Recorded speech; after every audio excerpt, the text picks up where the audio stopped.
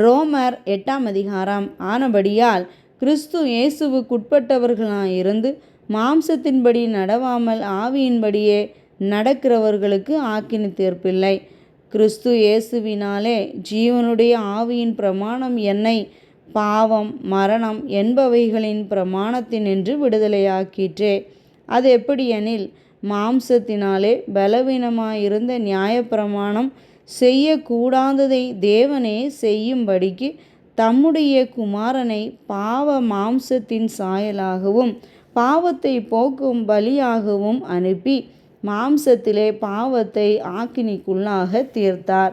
மாம்சத்தின்படி நடவாமல் ஆவியின்படி நடக்கிற நம்மிடத்தில் நியாயப்பிரமாணத்தின் நீதி நிறைவேறும்படிக்கே அப்படி செய்தார்.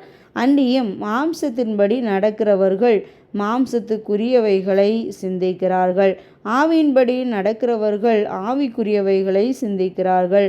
மாம்ச சிந்தை மரணம், ஆவியின் சிந்தையோ ஜீவனும் சமாதானமுமாம். எப்படி என்றால், மாம்ச சிந்தை தேவனுக்கு விரோதமான பகை. அது தேவனுடைய நியாய பிரமாணத்துக்கு கீழ்ப்படியாமலும் கீழ்ப்படிய கூடாமலும் இருக்கிறது. மாம்சத்துக்குட்பட்டவர்கள் தேவனுக்கு பிரியமாயிருக்க மாட்டார்கள். தேவனுடைய ஆவி உங்களில் வாசமாயிருந்தால் நீங்கள் மாம்சத்துக்குட்பட்டவர்களாயிராமல் ஆவிக்குட்பட்டவர்களாயிருப்பீர்கள். கிறிஸ்துவின் ஆவி இல்லாதவன் அவருடையவன் அல்ல. மேலும் கிறிஸ்து உங்களில் இருந்தால் சரீரமானது பாவத்தின் நிமித்தம் மரித்ததாயும் ஆவியானது நீதி நிமித்தம் ஜீவனுள்ளதாயும் இருக்கும். அன்றியும் இயேசுவை மரித்தோரிலிருந்து எழுப்பினவருடைய ஆவி உங்களில் வாசமாயிருந்தால் கிறிஸ்துவை மரித்தோரிலிருந்து எழுப்பினவர் உங்களில் வாசமாயிருக்கிற தம்முடைய ஆவியினாலே சாவுக்கேதுவான உங்கள் சரீரங்களையும் உயிர்ப்பிப்பார். ஆகையால் சகோதரரே, மாம்சத்தின்படி பிழைப்பதற்கு நாம் மாம்சத்துக்கு கடனாளிகள் அல்ல. மாம்சத்தின்படி பிழைத்தால் சாவீர்கள், ஆவியினாலே சரீரத்தின் செய்கைகளை அழித்தால் பிழைப்பீர்கள். மேலும் எவர்கள் தேவனுடைய ஆவியினாலே நடத்தப்படுகிறார்களோ அவர்கள் தேவனுடைய புத்திரராயிருக்கிறார்கள்.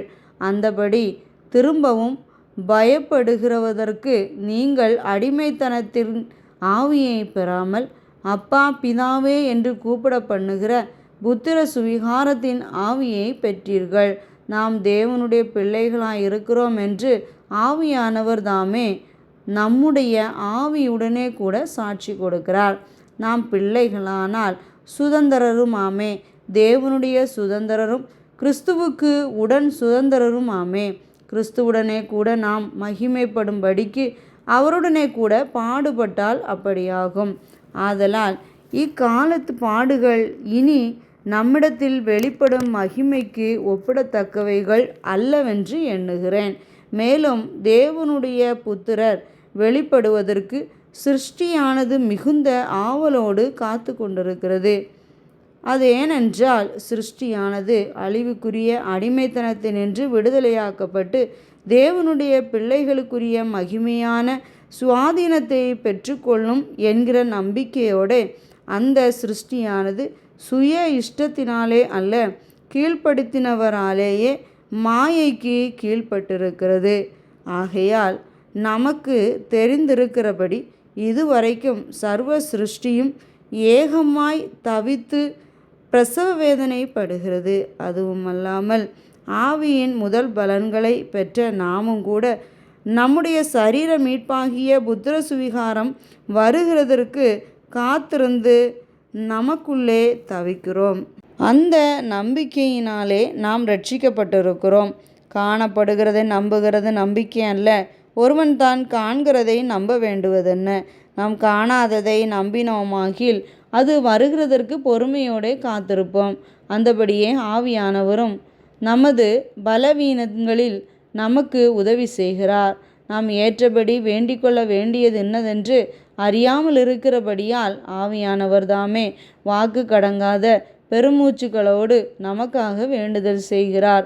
ஆவியானவர் தேவனுடைய சித்தத்தின்படியே பரிசுத்தவான்களுக்காக வேண்டுதல் செய்கிறபடியால் இருதயங்களை ஆராய்ந்து பார்க்கிறவர் ஆவியின் சிந்தை என்னதென்று அறிவார். அன்றியும் அவருடைய தீர்மானத்தின்படி அழைக்கப்பட்டவர்களாய் தேவனிடத்தில் அன்பு கூறுகிறவர்களுக்கு சகலமும் நன்மைக்கு ஏதுவாக நடக்கிறது என்று அறிந்திருக்கிறோம். தம்முடைய குமாரன் அநேக சகோதரருக்குள்ளே முதற்பேரானவராய் இருக்கும் பொருட்டு தேவன் எவர்களை முன்னறிந்தாரோ அவர்களை தமது குமாரனுடைய சாயலுக்கு ஒப்பாயிருப்பதற்கு முன்குறித்திருக்கிறார். எவர்களை முன்குறித்தாரோ அவர்களை அழைத்தும் இருக்கிறார்.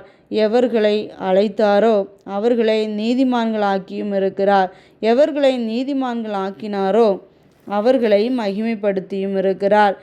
இவைகளை குறித்து நாம் என்ன சொல்லுவோம்? தேவன் நம்முடைய பட்சத்தில் இருந்தால் நமக்கு விரோதமாயிருப்பவன் யார்? தம்முடைய சொந்த குமாரன் என்றும் பாராமல் நாம் எல்லாருக்காகவும் அவரை ஒப்பு கொடுத்தவர் அவரோடு கூட மற்ற எல்லாவற்றையும் நமக்கு அருளாதிருப்பது எப்படி? தேவன் தெரிந்து கொண்டவர்கள் மேல் குற்றஞ்சாட்டுகிறவன் யார்? தேவனே அவர்களை நீதிமான்களாக்குகிறவர்.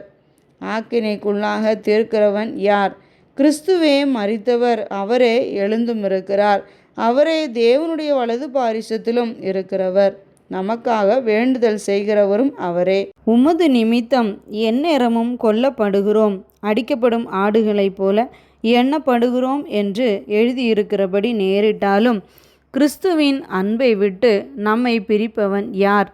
உபத்திரவமோ, வியாகுலமோ, துன்பமோ, பசியோ, நிர்வாணமோ, நாசமோசமோ, பட்டயமோ, இவையெல்லாவற்றிலேயும் நாம் நம்மில் அன்பு கூறுகிறவராலே முற்றும் ஜெயங்கொள்ளுகிறவர்களாயிருக்கிறோமே. மரணமானாலும் ஜீவனானாலும் தேவதூதர்களானாலும் அதிகாரங்களானாலும் வல்லமைகளானாலும் நிகழ்காரியங்களானாலும் வருங்காரியங்களானாலும் உயர்வானாலும் தாழ்வானாலும் வேறெந்த சிருஷ்டியானாலும் நம்முடைய கர்த்தராகிய கிறிஸ்து இயேசுவில் உள்ள தேவனுடைய அன்பை விட்டு நம்மை பிரிக்க மாட்டாதென்று நிச்சயித்திருக்கிறேன்.